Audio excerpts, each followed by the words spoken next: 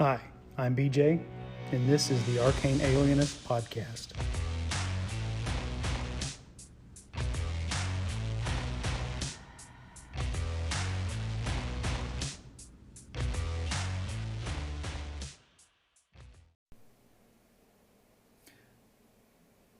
Quite a while back, I had put together some thoughts back before I started the podcast about I guess you would call it the psychology of elves in D&D. I really wanted to think about the idea of when you play a non-human character, how do you lean into whatever niche or whatever culture or whatever tropes that species or race is supposed to represent in the setting. And even if you're going to play an atypical member of that group and play against type, you kind of have to know what type you're playing against. So, and there's been a lot of discussion about, how do you make elves more than just humans with pointy ears, and dwarves more than just short humans with beards?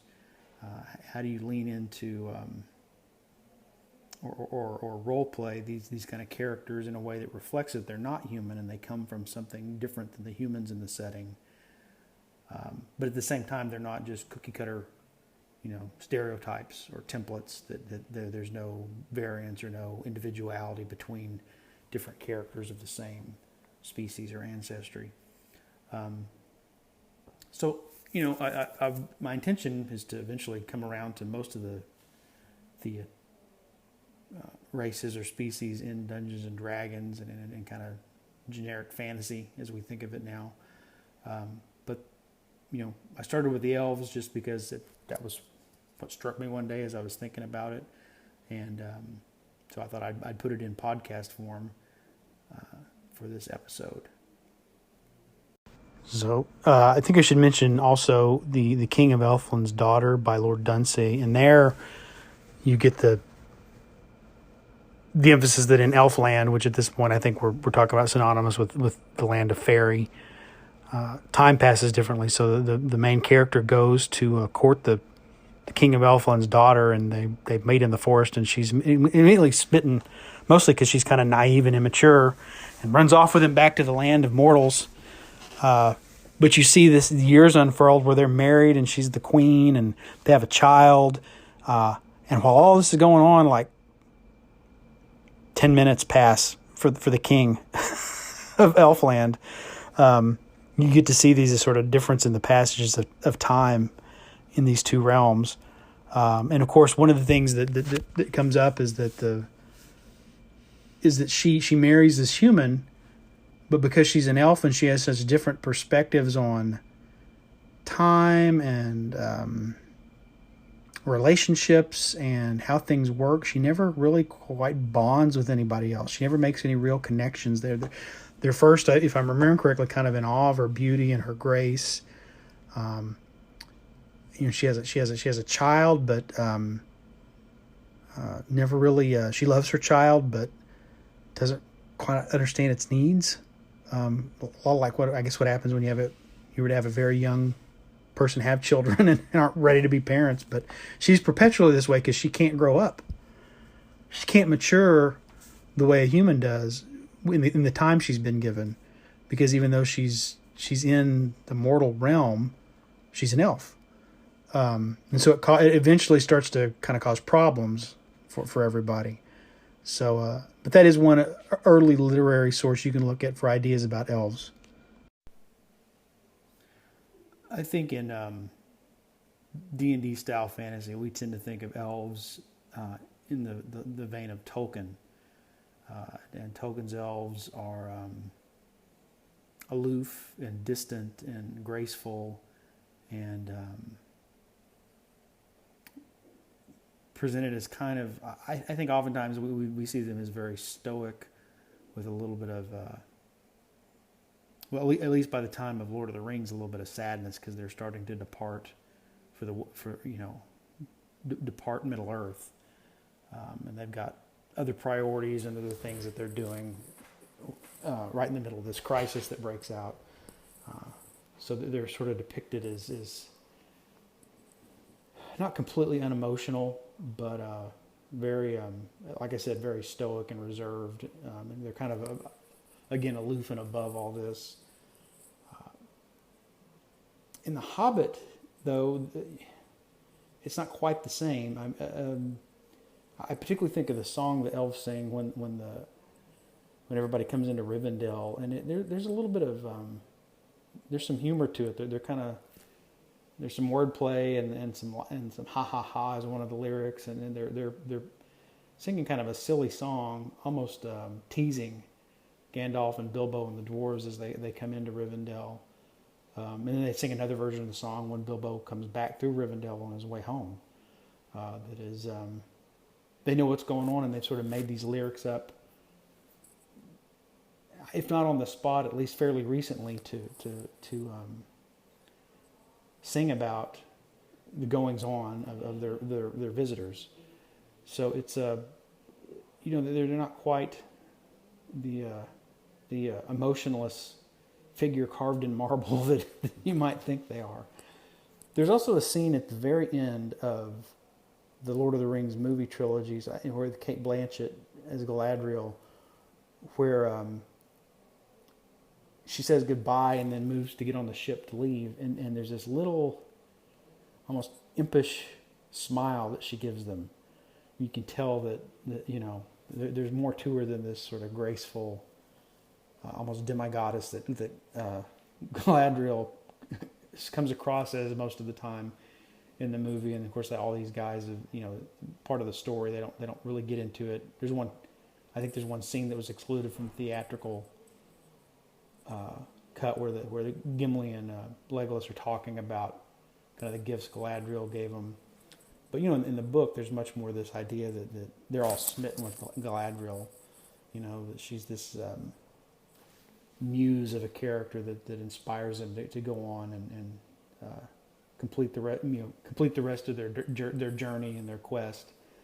But anyway, that little smirk Kate Blanchett gives playing Galadriel at the end is kind of like there's more to these elves than just this stoic, otherworldly appearance.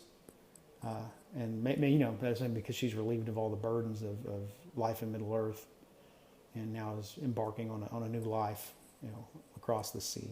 But I think we always go to Tolkien's elves, and we, rightfully so. I mean, I'm gonna go through each kind of variation or description of them across the editions.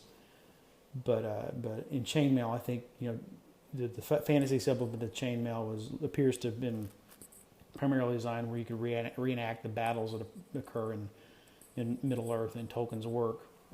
And so, the elves and the dwarves and halflings and everything are cast on the side of lawfulness, and they're part of the heroic faction, the good guys, more or less. And you see a very Tolkien-esque depiction of units for Chainmail, the fantasy supplement of Chainmail, where you're not into role-playing them yet. They're just sort of, they're set up to kind of mimic a little bit of the, I guess you could call the behavioral culture of each of their different peoples, but in Chainmail, but they're still just a unit that you can field with your fantasy army to do a fantasy battle. Of course, Tolkien was diving into Germanic myth, which I think most of us, the variation on that most of us would be familiar with is Norse mythology. But in that tradition, elves are, we have so little written record. We're working on oral tradition, and people have written down a version of an oral tradition, and they're not always consistent.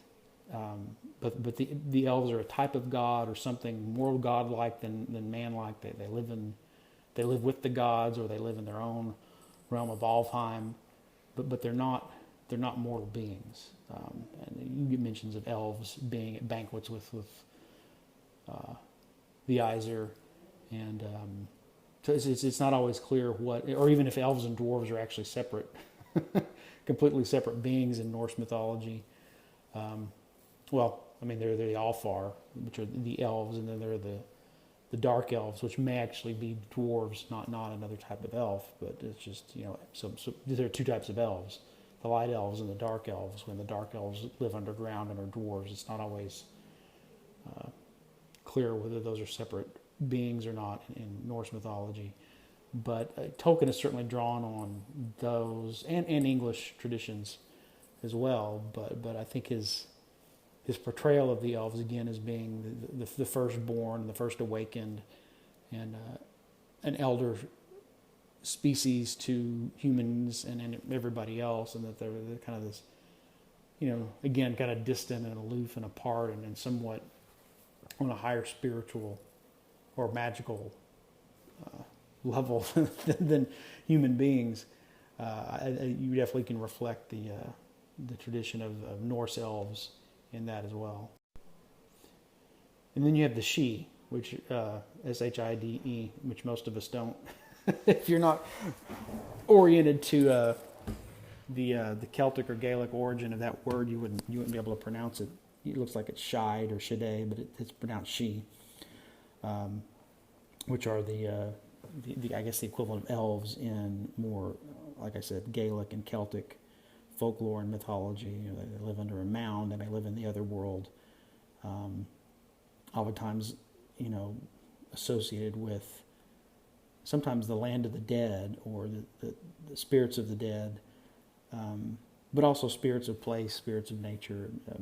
Again, it's hard to categorize sometimes ancient mythology and the beings of ancient mythology the way we would like, particularly when you get into outside of the Mediterranean area, where things are much more.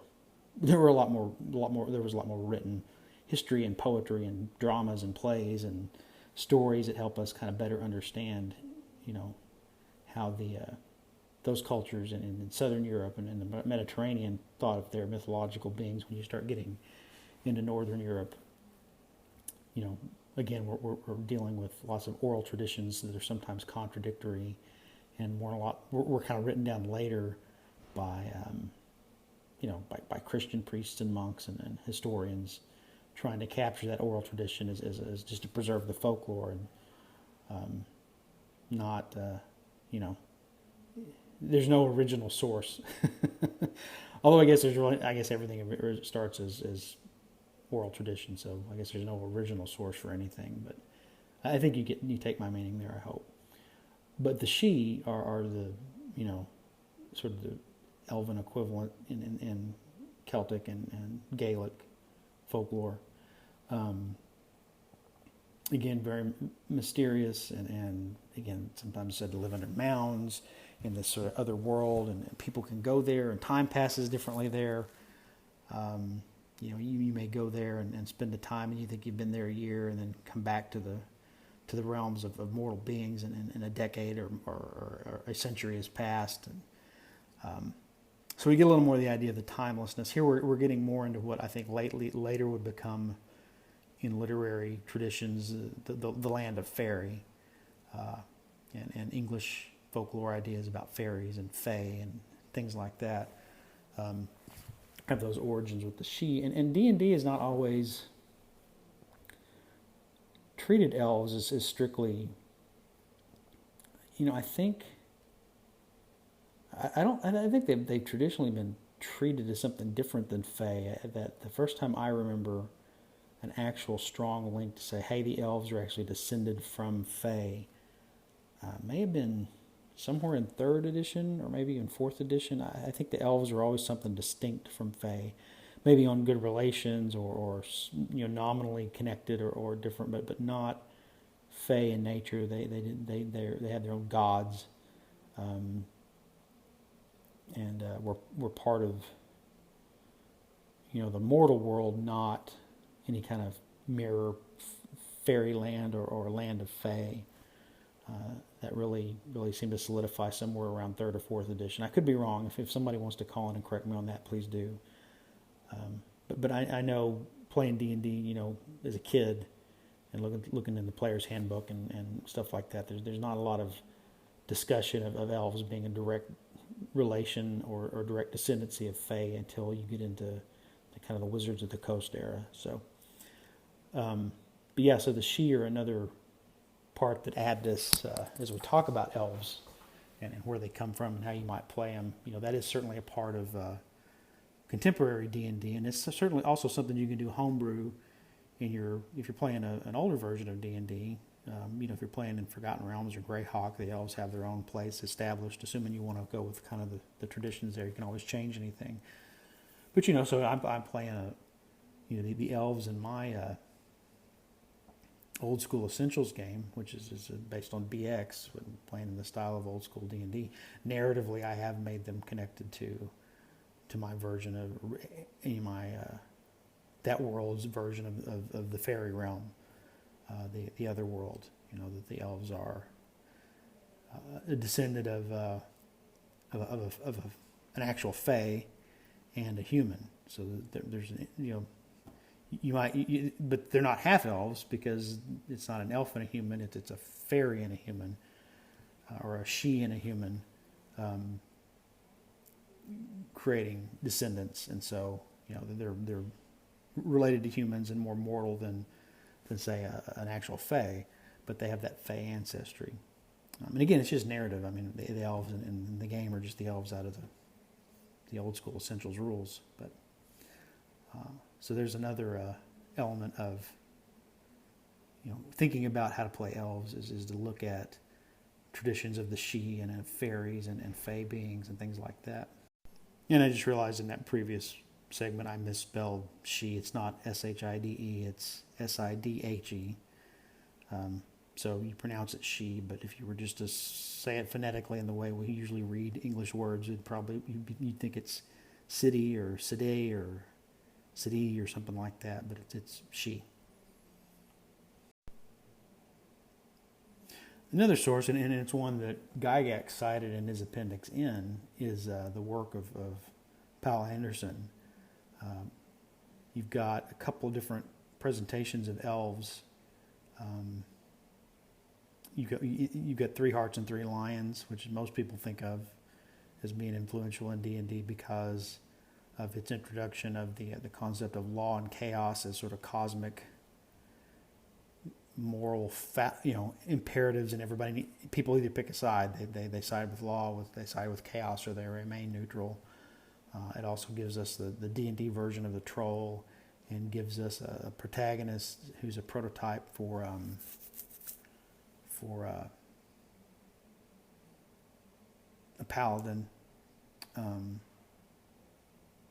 Also the Swan May, and then I really think the dwarf character presented in 3 Hearts and 3 Lions is probably speaks to the way people portray dwarves as well, or think of dwarves to a certain extent. Not as much to Tolkien as Tolkien's does, but it's in there. So it's a very D&D-esque story if you read it. But in 3 Hearts and 3 Lions, you present that the elves, and I can't remember if he calls them elves or if he calls them something else, but they're clearly elves, are on the side of chaos, and they're not presented as necessarily evil. They serve Morgan Le Fay.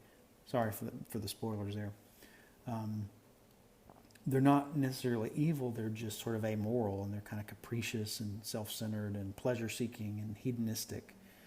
And so, and then they, of course, predictably try to draw the main protagonist, who's kind of a paladin-like character, to join their side and to come over and look at all the pleasures and the carefree life that we live. We enjoy good food and wine and music and dancing and revelries.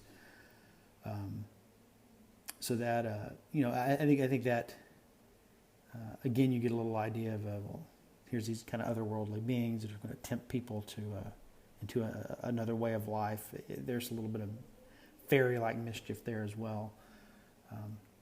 So that's in 3 Hearts and 3 Lions. In the Broken Sword, they do call themselves elves, and they're engaged in this almost kind of, it's not really a Cold War. I guess they do actually go to battle with the trolls and goblins, but each faction has to cross through the mortal world to get to the other person's area. So here you do have elves living in this parallel world that is very much an other world or a land of fairy.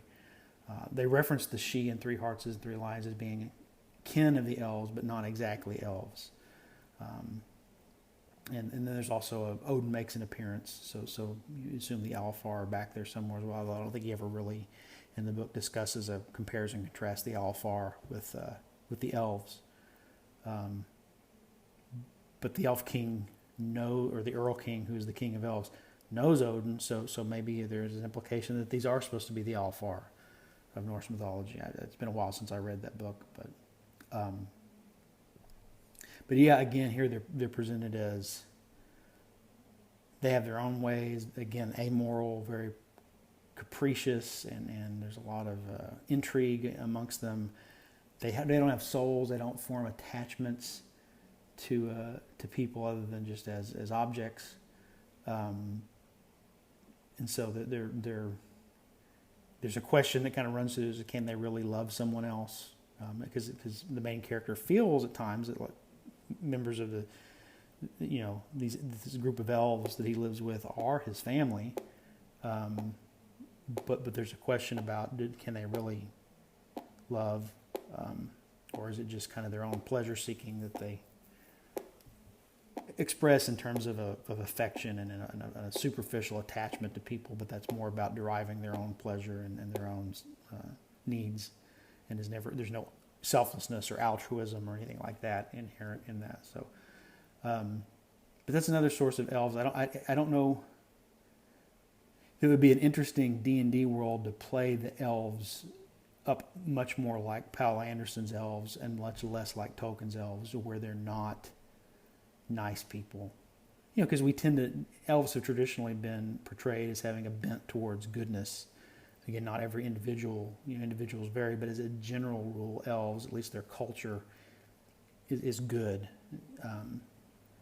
So that's it would be interesting to have a world where that was different, where elves might more often than not be the villains, and not just the drow or the dark elves, but elves in general, because they just don't care. They don't have compassion or empathy or things like that by their very nature, because they're not human, and they're more magical beings as much as they are physical beings. But I think it may not track in kind of modern D&D, where we're trying to get away from prescribing moral tendencies to entire groups of people. So maybe not a good idea. I don't know. It would be an interesting world, though, to play in, where elves in general were antagonistic and difficult to befriend, and maybe half elves are the ones that kind of actually would be more among player characters as opposed to pure elves. Anyway, again, Pal Anderson stuff is a good source for thinking about elves. Okay, let's take a look at chainmail. And right off the bat here, I made a mistake earlier in saying the connection between elves and fairies has never been there. In chainmail, it says elves, and in parentheses, and fairies. That's the heading of the paragraph. Elves and fairies. Armed with deadly bows and magical swords, elves and fairies are dangerous opponents considering their size and build. They can perform split move and fire, even though they are footmen. So this is a unit that can move, shoot, and then move, whereas other units have to. They can't break up that, or they can't break up their movement like that. When invisible, elves and fairies cannot attack or be attacked unless located by an enemy with a special ability to detect hidden or invisible troops, but they can become visible and attack on the same turn. Those elves and fairies and fairies is always in parentheses, armed with magical weapons, add an extra die to normal combat, and against other fantastic creatures they will perform even better. And then there's a table of how you adjust what they do when they're fighting goblins, orcs, heroes, superheroes, wizards, lycanthropes, undead creatures, ogres, giants, and balrogs. Again, balrog. So we are very Tolkien-esque in here. So that's really this is again the fantasy supplement for chainmail, where we're just fielding, again, like I said, these are largely Tolkien-esque, although you've got gnomes in there, although they're basically functioning the same way dwarves do, I think. Yeah, they're just lumped in with, it's dwarves and gnomes in parentheses, the same way fairies is kind of in parentheses with elves. Although there are sprites and pixies, which are different from the elves and fairies. I think we're talking about fairies. We are talking about human-sized, fairies, the denizens of the lands of Fae, the Fae or the She or something like that, as opposed to little winged sprites, pixies, Tinkerbell types of creatures. So that's chainmail. Let me flip through here real quick before I end this segment and see if there's any other. I don't think there's any other comment on elves. Daniel Norton, when you hear this, you can again call and correct me if I've missed anything. Just on the chainmail supplement, before we're not into D&D yet, we're just in chainmail here. I think it's also interesting in chainmail. It is on page 39 of chainmail, where it says it's possible to draw a distinct line between good in quotes and evil in quotes. Fantastic figures. And then it lists these categories listed below are a general guide for the wargamer. So I think this is more designing like how to pair, creatures that would normally work together into your army of miniatures. But it does categorize them into law, neutral, and chaos. So they say good and evil in quotes, and then present the Powell Anderson distinction between law and chaos, which I think most people think of Michael Moorcock when they think of that, but Moorcock picked up what Anderson had written and kind of tweaked it and made it his own in his cosmology and expanded on it. But elves are listed as being neutral. They're neither law or chaos, which again kind of speaks to how they fit into those Powell Anderson stories, as opposed to the Tolkien elves that we tend to think of, even though we're continuing here in chainmail to say dwarves, hobbits, Ents, Balrogs. Clearly we're looking at a Tolkien-esque grouping of fantasy races or fantasy ancestries.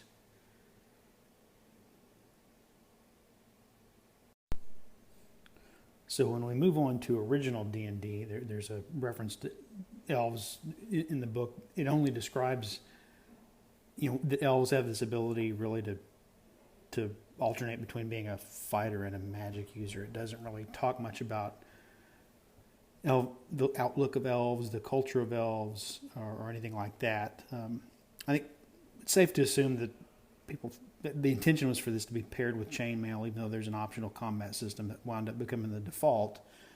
That we're still looking at elves as generally, I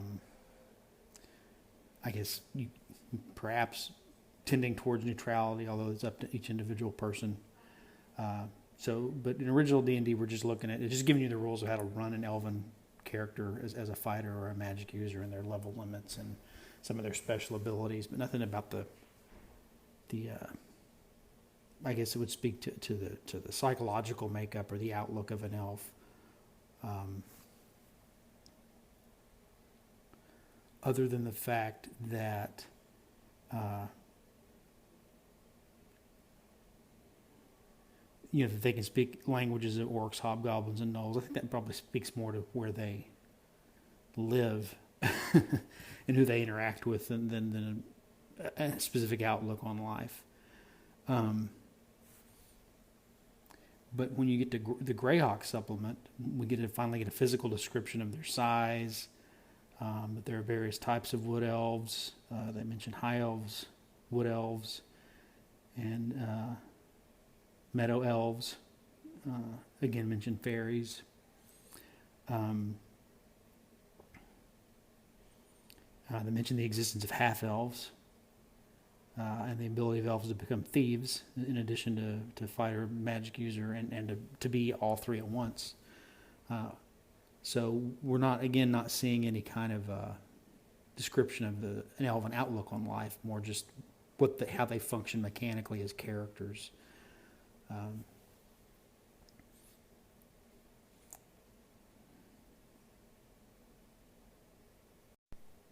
When we get to basic Dungeons and Dragons, Holmes just repeats kind of a description of the elves' mechanical abilities as characters. But then by the time we get to Moldvay, for basic D&D, there is a little blurb. It's mostly mechanical stuff, but it does say elves can be dangerous opponents, able to fight with any weapon and use magic spells as well, but prefer to spend their time feasting and frolicking in wooded glades. They rarely visit the cities of men.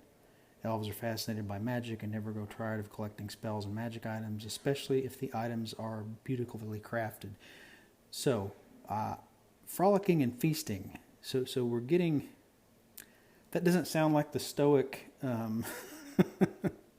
the stoic aloof elf that we've been talking about with Tolkien.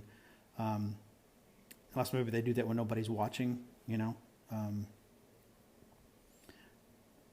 but these sound a little more like they enjoy music and poetry and dancing and frolicking and much more of a, I think what we, again, they're not saying they're connected to the Fae explicitly here, but I think what you would think, you might come on some elven banquet in the woods and be invited to sit and drink the way you would in some kind of fairy tale. With the caveat that maybe they're not there to trick you out of your soul or make you spend 100 years, in their realm before you and think it's only been a day. But I see that sort of frolicking in the woods kind of a thing is there. So we do see a little bit that show up in basic D&D. And that description is basically carried forward by in the basic and the Beckme stuff in Menser, so that it doesn't change throughout the rest of the run of basic D&D. Of course, AD&D comes out in parallel to the original Holmes edition of Basic. So let's take a step back in time and take a look at AD&D. So the Player's Handbook for Advanced Dungeons and Dragons tells us that basically refers you to the monster manual for a description of elves, and then it tells you what classes they can be and their special abilities and things like that. It does note when employing a bow of any sort other than a crossbow, or when employing a short sword or long sword, elven characters get a +1 bonus on their die roll. So you do get a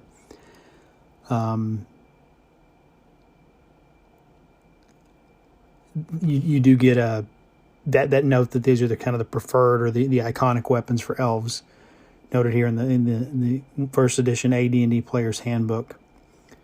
So that's what you get out of the Player's Handbook. Let's flip over to the Monster Manual and see what it tells us about elves.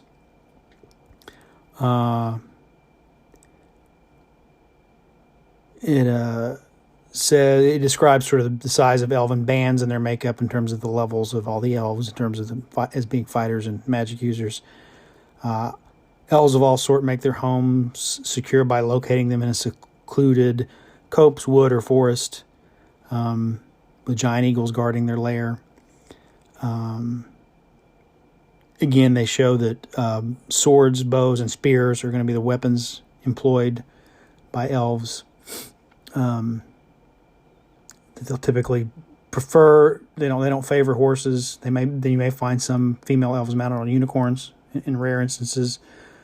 They're able to hide in their natural surroundings quite well, which is, again, they talk about that in the Player's Handbook as well. Slim of build and pale complected. Their hair is dark. Their eyes are green. They dress in pastel colors of blue, green, and violet, but often cover this with a greenish-gray cloak, and they live for dozens of centuries. There's a description of aquatic elves. It mentions drow, which are only a legend, so that I guess that's the legend is true when you finally encounter drow in some of those original Greyhawk modules. The gray elf, which they refer to in parentheses as a fairy, so I guess we are tying the gray elves to notions of fairy. the most noble of elves, and the most rarest and most powerful. They live in they're reclusive, living in isolated meadowlands, and don't associate with other humanoids for very long, including other elves, or with much frequency. And they make a mention of half elves as well, and wood elves. Wood elves or sylvan elves, also very reclusive and avoid contact. They're more neutral than other elves. Here it says, for elf in the monster manual, the alignment is chaotic good. And I think that's an important thing, because I think, as we'll see, you keep coming back when they start describing, I think, in further in AD&D, the elf gods, and you get more and more information on elves. Chaotic good kind of comes. So they were originally lawful, when law was essentially the good guys and chaos were the bad guys. Now we have more nuanced versions of good, neutrality, and evil in AD&D, and elves are described as being chaotic good. And I'll talk a little more about that later. I also want to look at, just to round out the AD&D first edition, let's take a look at Unearthed Arcana, which sort of came late. And you're really just there. This is where, AD&D says up front there are these other types of elves. It gives the DM some information in the monster manual, so that you might create some encounters with different kinds of elves, but that basically all of your player elves are high elves. Unearthed Arcana gives you the option to play the other types of elves. And so it tells you a little more detail, the mechanics of gray elves, wood elves. They introduce wild elves, or the Grugach. Again, this is a very Greyhawk kind of derived thing. Valley elves, drow or dark elves. But again, it doesn't give you much more about the culture or the habits or the outlook of these elves. It just gives you the mechanics on how to play those different kind of elves. So that's what we get in first edition AD&D. So now we'll take a look at second edition. I think second edition is where you really start to see much more descriptive text. And I may be overlooking like Dragon Magazine articles and other sort of things like that, but I'm just looking at kind of the thing you would put in front of a player to say, here, make an elf character. These are the cues that are going to be given from the core rules in each edition we've gone through. The second edition Player's Handbook gives a physical description of elves, that they're shorter and slimmer than normal humans. They often live to be over 1,200 years old, although long before this time they feel compelled to depart the realms of mortals. Where they go is uncertain. Again, that's a callback to Tolkien, I think. They're often considered frivolous and aloof. In fact, they are not, although humans find their personalities difficult or impossible to fathom. They concern themselves with natural beauty, delicing and frolicking, playing and singing, unless necessity dictates otherwise. They are not fond of ships or mines, but enjoy growing things and gazing at the open sky. Even though elves tend towards haughtiness and arrogance at times, they regard their friends and associates as equals. They don't make friends easily, but a friend or an enemy is never forgotten. They prefer to distance themselves from human, have little love for dwarves, hate the evil denizens of the woods. Their humor is clever, as is their songs and poetry. Elves are brave, but not foolhardy. They eat sparingly, they drink meat and wine, but seldom to excess. While they find well-wrought jewelry a pleasure to behold, they are not interested in money or gain. They find magic and swordplay or any refined combat art fascinating. If they have a weakness, it lies in these interests. And then they talk about their different types of elves, what they look like, and things like that. And then we get into the mechanics of playing an elf.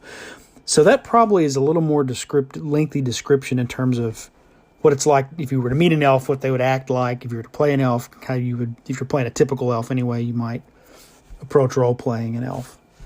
And that's the second edition. Of course, second edition is also where we start to get an explosion of settings. Now, really, that was in first edition, we had Greyhawk, which really, I don't think Greyhawk gives you much more than is in the Player's Handbook, cues to play elf, because Greyhawk is much more focused on the human cultures and the different human factions. Then we have Dragonlance, where the elves feature very prominently.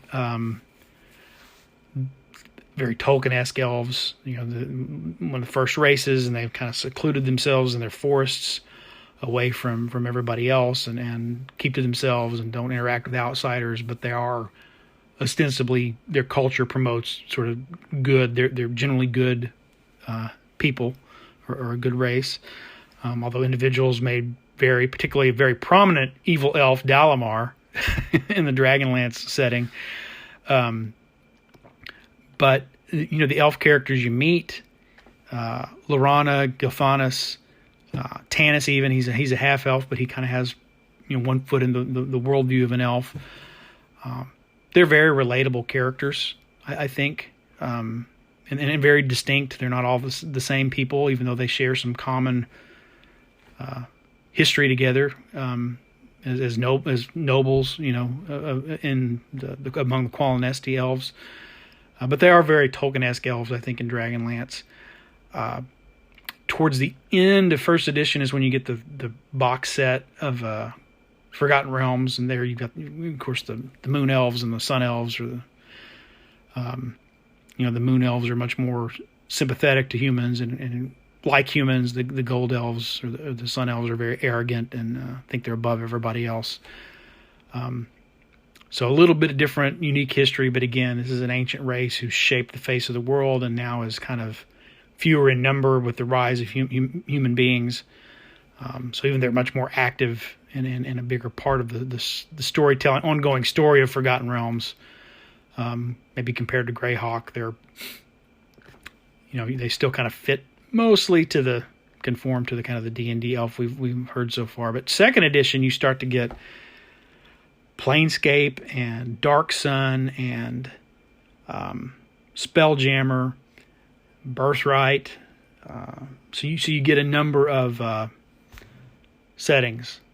The other thing that's going on in the background along this time, I don't know where it lines up in basic, is Mystara is still being developed, or the known world, while second edition is going on in AD&D. Mystara is still the default setting for Beckme.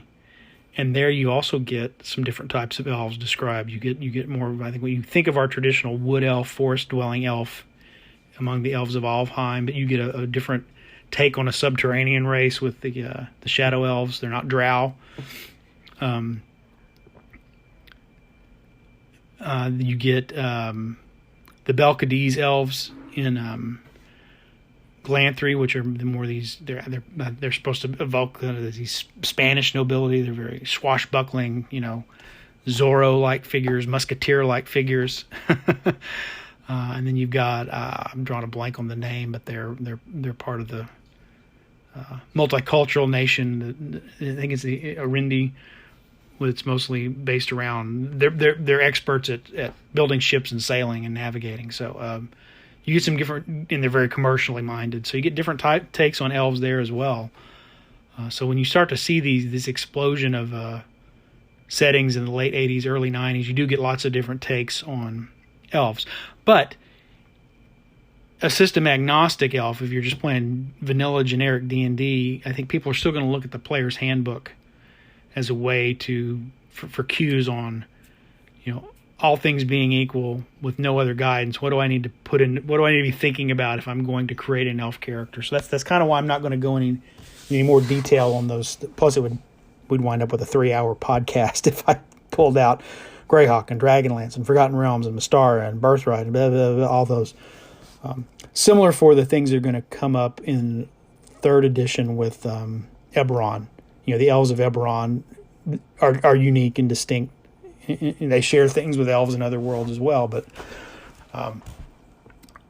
have their own unique history in Eberron that affects how they act and their role. They're very active in the world of Eberron. They're not. They're maybe a little xenophobic. I think some of them, at least as a nations, not as individuals in Eberron, but they're not disengaged or completely separated themselves from the rest of the world. I suppose it probably is worth mentioning, though, that in things like the Complete Book of Elves for second edition and the well, I guess it would be legends and lore for even AD&D, where they first talk about Coloran Lorathian as being the chief of elven deity, but then they repeat that in the second edition, Legends and Lore as well. It's presented as a chaotic good deity who is the epitome of elves, which means he likes song and poetry, dancing and music, archery and swordplay. But they mentioned that Coloran they mentioned that Coloran is sometimes appears as male and sometimes female, and that's even back in the 80s. They're talking about some androgyny there with elves, but also that he or they are presented as a patron of art as much as they are magic and fighting. So again, putting art and things that are artful and creative in the sphere of kind of being a typical elf. It's there. It's not in a player's handbook, but it is there, and I think it's worth mentioning. And those themes get picked up on, I think, in the Complete Book of Elves when they talk about go into more detail of the different type of elves in second edition. So that's there. I just think that was worth mentioning. All right, now we're up to third edition. Here we get a little more something. There's actually a paragraph under elves titled Personality. Elves are often, it says elves mingle frequently in human lands. They're well known for poetry, dance, song, lore, and magical arts. Elves favor things of natural and simple beauty. Anyway, and then we get to personality. Elves are more often amused than excited, more likely to be curious than greedy.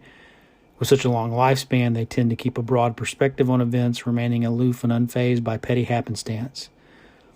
When pursuing a goal, however, they can be very focused and relentless. They're slow to make friends and enemies, but even slower to forget them. They reply to petty insults with disdain and to serious insults with vengeance. They consider humans rather unrefined, halflings a bit staid, gnomes are somewhat trivial, and dwarves are no fun at all. They look on half-elves with some degree of pity, and they regard half-orcs with suspicion. While haughty elves are not particular... While elves are haughty, they are not particular the way halflings and dwarves can be. So they don't get fussy about stuff. They're generally pleasant and gracious, even to those who fall short of their own elven standards. Since elves love freedom, variety, and self-expression, they lean strongly towards the gentler aspects of chaos, i.e. chaotic good. Generally, they value and protect the freedom of others as well as their own. They are more often good than not. So yeah, kind of chaotic good in nature. So that's sort of the third edition take on elves. I think if you pair that with the second edition description, they're repeating some of the same things and just saying them in different ways. So what does fourth edition tell us? Well, if I look at the fourth edition player's handbook, we actually get to read about... looks like we get to read about Corellan before we actually read about elves. Part of what's presented by default in 4E is even though you've got Corellan and Moradin and Groupsh and Cyanine, who are traditionally non-human gods, they're presented as just gods of everything. So, for example, if you're a human blacksmith, Moradin might actually be the god you pray to. So they tried to get away from race-specific deities in fourth edition, at least the default fourth edition. But it does mention that Corellan is, artists and musicians working, has shrines throughout the Feywild. He's still very much connected to elves and has this enmity with Lolth and things like that. But it says what Corellan wants his followers to do is cultivate beauty in what they do, whether it's they're casting a spell, composing a saga, strumming a lute, practicing the arts of war. Seek out lost magic, forgotten rituals, and ancient works of art. Corellin may have inspired these things in the world's first days, and then thwart the followers of Lolth at every opportunity. So we're again seeing their chief deity that the elves kind of had an affinity for as being a god of art and higher pursuits and striving for beauty and excellence and things like that.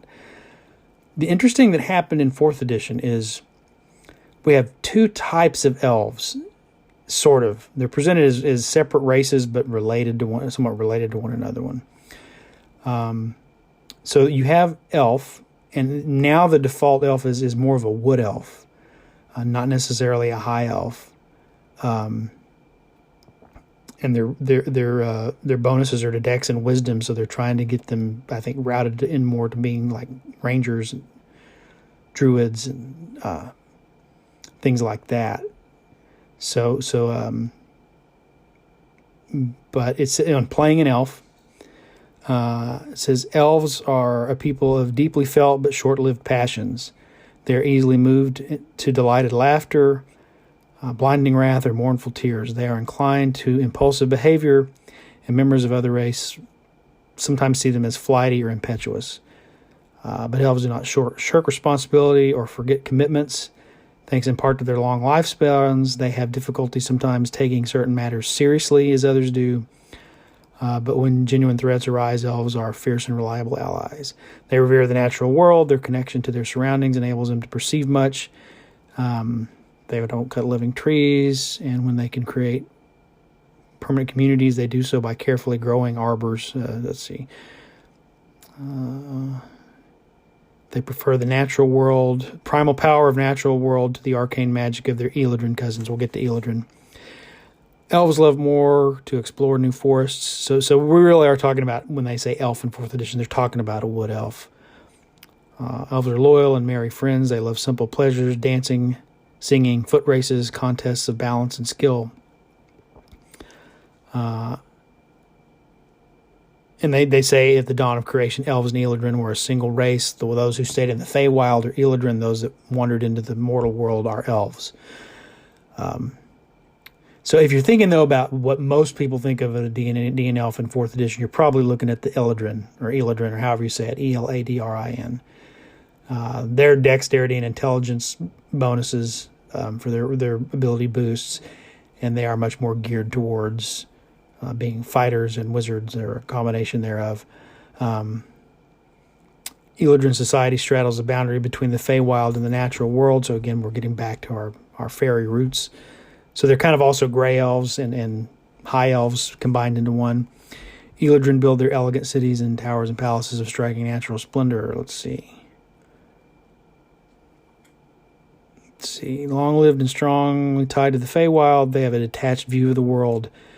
They often have difficulty believing that events in one world in the mortal world have much importance to them, and they consider courses of action that can last for centuries. So they're kind of thinking way ahead of other than the immediate present moment. Their detachment from the world can make them seem distant and intimidating to other race. Their fey nature also makes them simultaneously alluring but also frightening. They take friendships and alliances to heart and react with swift fury when their friends are endangered. Combined with their intellect, bravery, and magical power, this loyalty makes them powerful and respected allies. They live by an aesthetic philosophy common to the Feywild and personified in Corellin. They seek to exemplify grace, skill, learning in every part of life, from dance to song to swordplay to magic. So that's the 4th edition take on basic elves. And finally, we come to 5th edition. 5th edition, what does it say about elves for the 5th edition? It says, there's a physical description, which is more or less the same. They can live well over 700 years, giving them a broad perspective on events that might trouble the shorter-lived races more deeply. They are more often amused and excited and likely to be more curious than greedy. We're getting some variation back on the, I think, some of the 3rd edition description here. They tend to remain aloof and unfazed by petty happenstance. they're rewording the third edition description. Slow to make friends, but slower to forget enemies, but even slower to forget them. They reply to insults with disdain, and serious insults with vision. Yeah, right out of third edition. Hidden Woodland Realms, elf names, and then of course you've got high elves and wood elves. Okay, here's a little sidebar. Haughty but gracious. Although they can be haughty, elves are generally gracious, even to those who fall short of their expectations. So again, we're just repeating kind of the third edition description of them.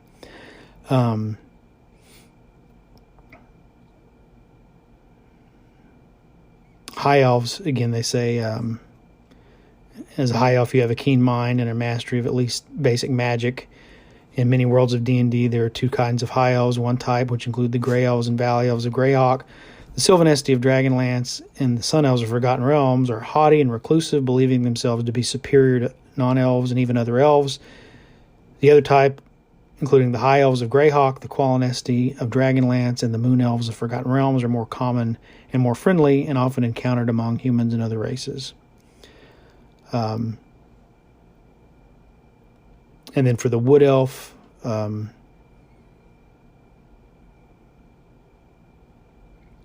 keen senses and intuition. Your feet can carry you quickly and stealthily through your native forests.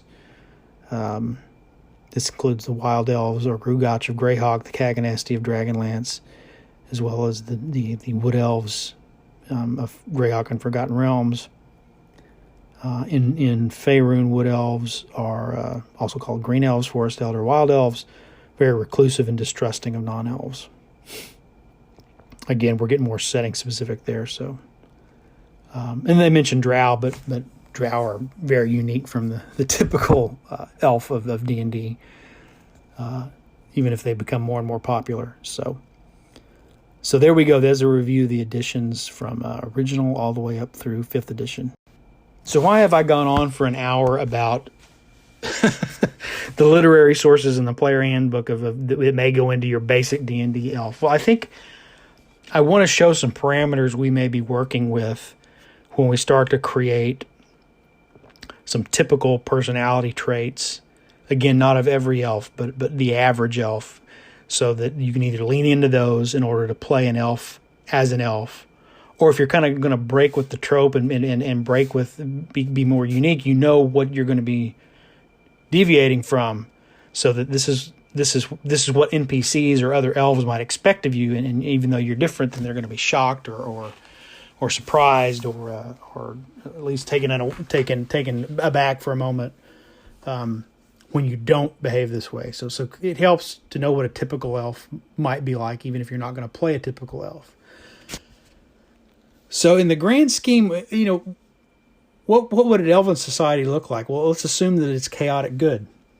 What does a chaotic good society look like? I don't know. There's lots of different ways you could approach that, but just for me, for a chaotic good society to function, here's some things you might think about. One, it's good. So people have an inherent morality. These are people who don't want to hurt one another. They'll go out of their way to avoid doing harm. They're not going to be selfish. I mean, everybody is selfish sometimes, but their morality is going to conform to good. Do no harm, try to be helpful of other people in need. Don't hurt people or step on people to get ahead.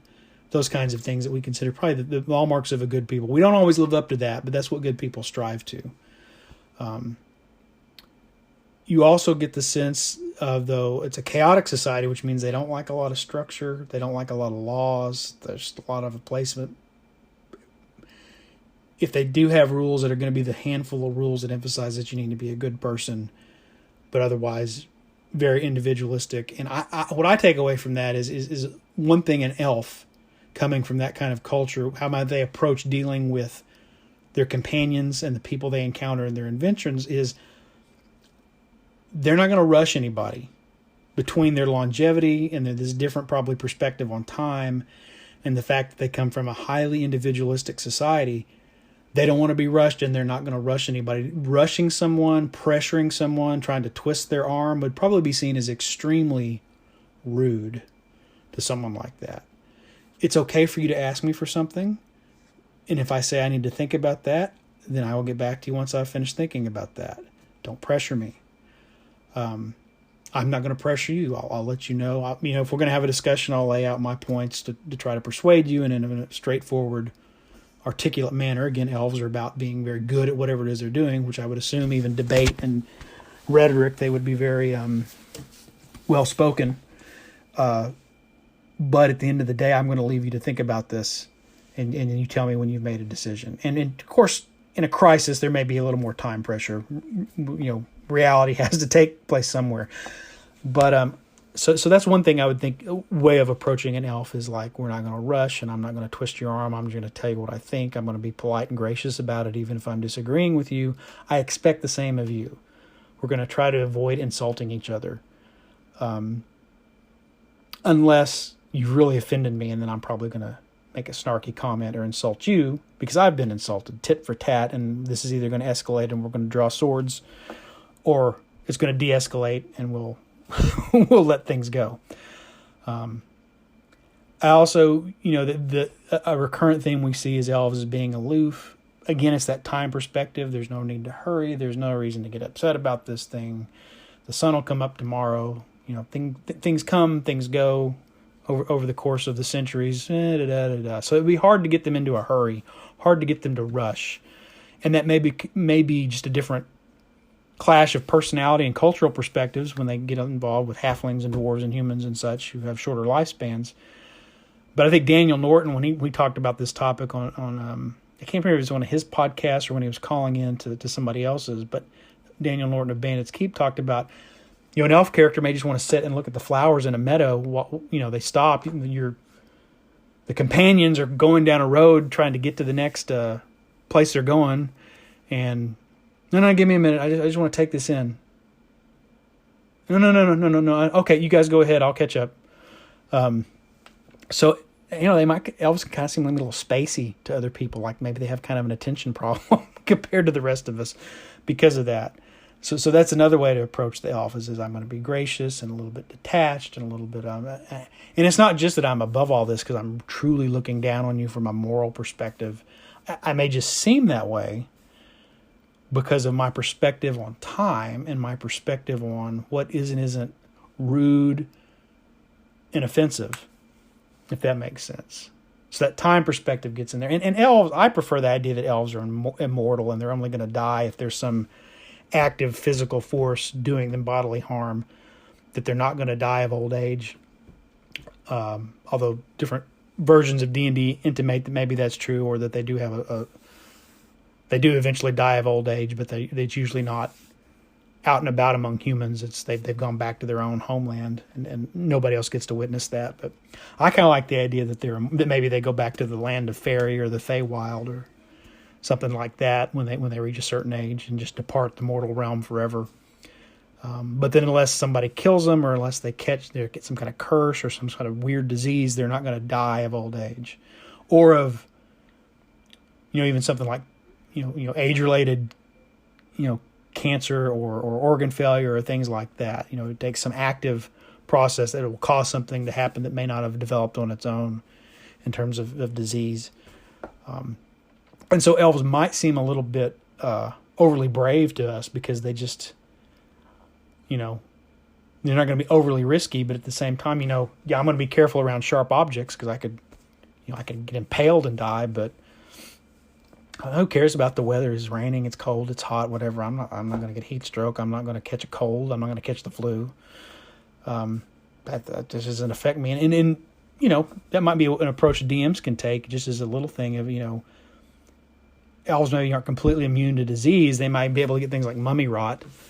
But as far as if you want to incorporate, they could freeze to death if it gets cold enough or die of heat and dehydration in a desert. But within kind of the parameters of normal stuff, it doesn't affect their immune system or their vitality or things like that, I guess is what I'm trying to say.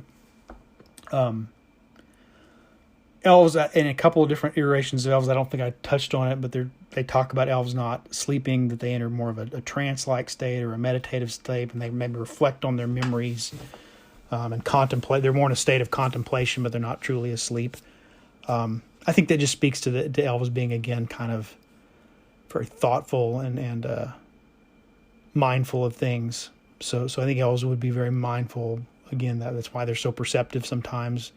It's not just that they have superior vision or hearing. It's just that they take a moment to slow down and take in all the details of everything around them. So they're going to notice the signs of that secret door or that slight flicker of motion in the undergrowth that tells them that there's an animal or a predator or an orc laying in wait for an ambush, whatever the case may be.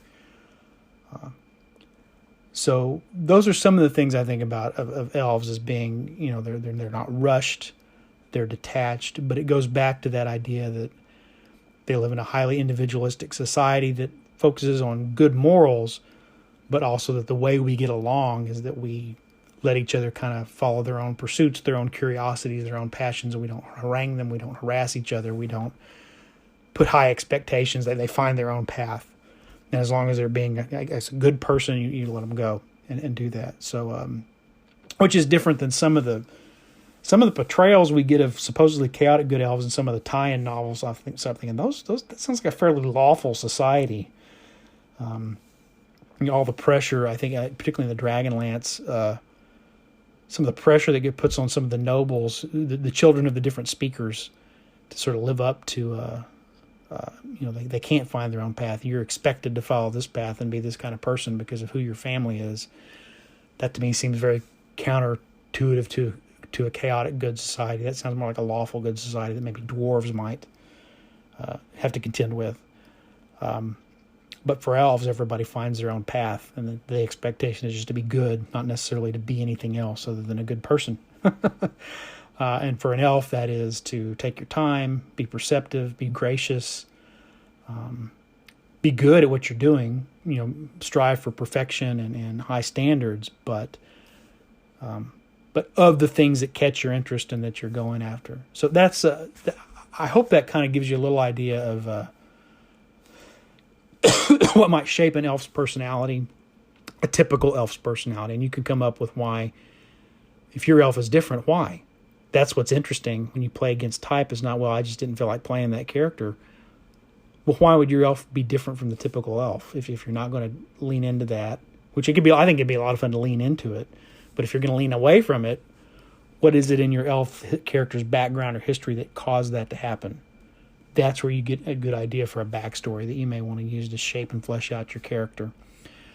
I think if there's anything else on that,